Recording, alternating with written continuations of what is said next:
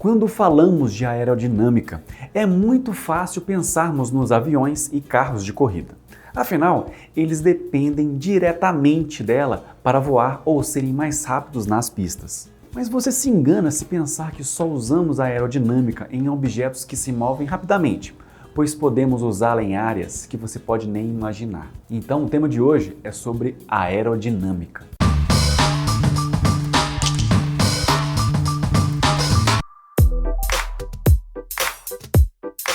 Fala, amantes da engenharia, meu nome é Igor Felipe e hoje vamos falar sobre o que é a aerodinâmica. A aerodinâmica é o estudo de como os gases interagem com os corpos em movimento. Como o gás que mais encontramos é o ar, a aerodinâmica preocupa-se principalmente com as forças de arrasto e elevação causada pelo ar que passa ao redor dos corpos sólidos. Quando vamos construir um edifício ou uma ponte, nós utilizamos os princípios da aerodinâmica nos projetos para identificar as forças do vento, por exemplo. No entanto, a principal preocupação é a aerodinâmica de aeronaves e automóveis. A aerodinâmica entra em jogo no estudo do voo, construção e operação de uma aeronave chamada aeronáutica. Os engenheiros aeronáuticos usam os fundamentos da aerodinâmica para projetar aeronaves que voam pela atmosfera da Terra. A primeira coisa que devemos pensar quando falamos em aerodinâmica é o arrasto. A força aerodinâmica mais significativa que se aplica a quase tudo que se move pelo ar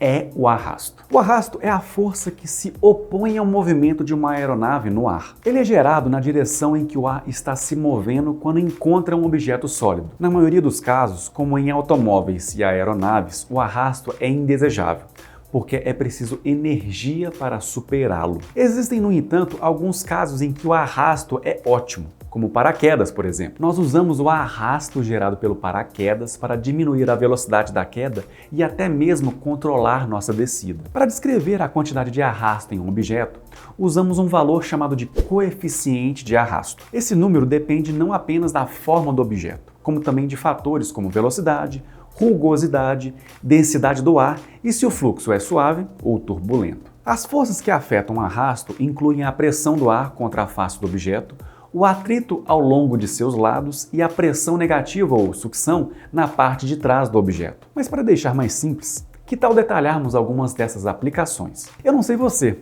mas eu sou apaixonado por corrida de automóveis e por aviação. E se você também é fã, aproveita esse momento para deixar seu like no vídeo e deixar um comentário dizendo #aerodinâmica. Fechou? Então vamos começar pelo automobilismo.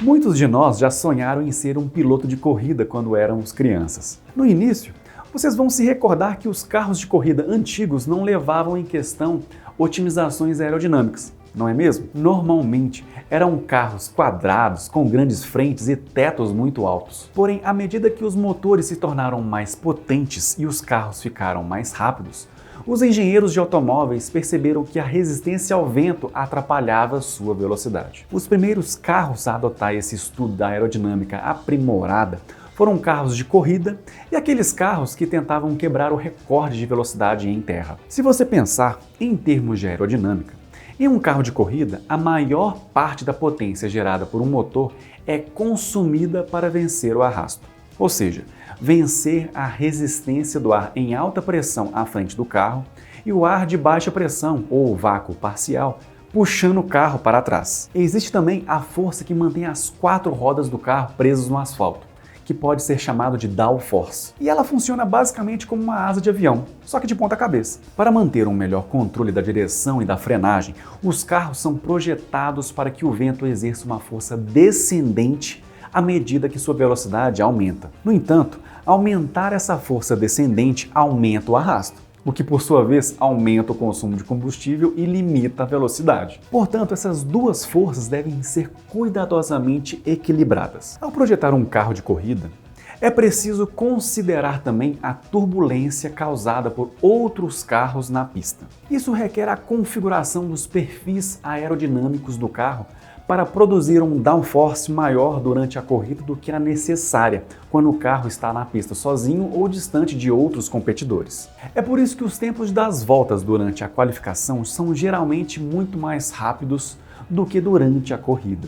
Muitos princípios aerodinâmicos usados nas corridas também se aplicam a carros e caminhões regulares. Os engenheiros automotivos usam simulações de computador e experimentos em túneis de vento, com modelos em escala ou veículos reais para ajustar a aerodinâmica, de modo a gerar a quantidade ideal de força descendente para as rodas dianteiras e traseiras com o mínimo de arrasto possível. Esse cuidado com a quantidade de arrasto gerado pelo carro tem um efeito direto no consumo do combustível. Agora chega de falar de carros e vamos decolar.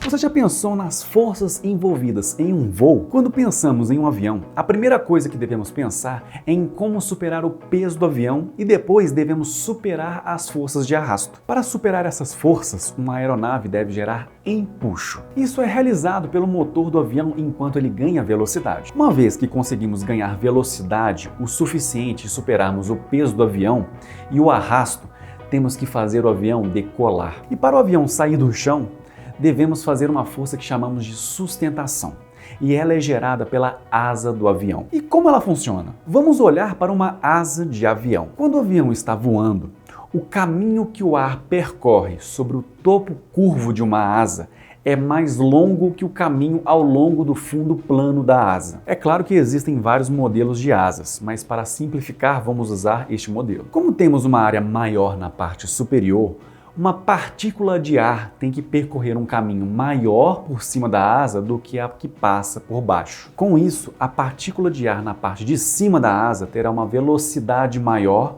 do que a da parte de baixo. De acordo com o princípio de Bernoulli, como temos uma maior velocidade na parte de cima, temos uma pressão mais baixa. Já o ar que passa por baixo, em uma velocidade menor, tem uma pressão maior. Como a pressão na parte inferior da asa é maior, ela empurra a parte inferior da asa com maior força, sustentando o avião. Em um voo nivelado, essa força de sustentação é suficiente para anular o peso da aeronave. Forças aerodinâmicas também são usadas para controlar uma aeronave em voo. Isso é feito pelo que conhecemos como controle de 3 eixos: o rolamento, arfagem e guinada. É com esse controle que os pilotos conseguem controlar a aeronave durante o voo. O rolamento faz com que a aeronave gire em torno do seu eixo longitudinal.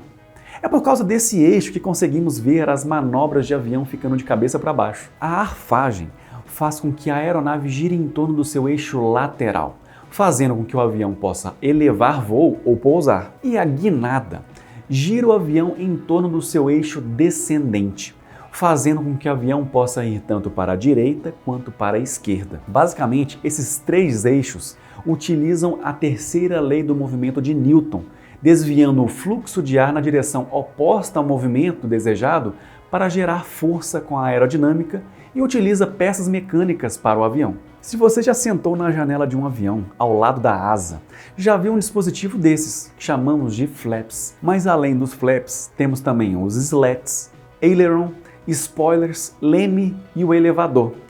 Todos esses auxiliam no controle dos 3 eixos que eu expliquei. Eu separei aqui 2 vídeos que eu tenho certeza que você vai gostar. Então clique em um deles para seguir no nosso canal. Se você chegou até aqui e não deixou seu like, dá essa força aí e aproveita para se inscrever e compartilhar o vídeo em suas redes sociais. É isso aí, meus amigos, um grande abraço e te vejo no próximo vídeo.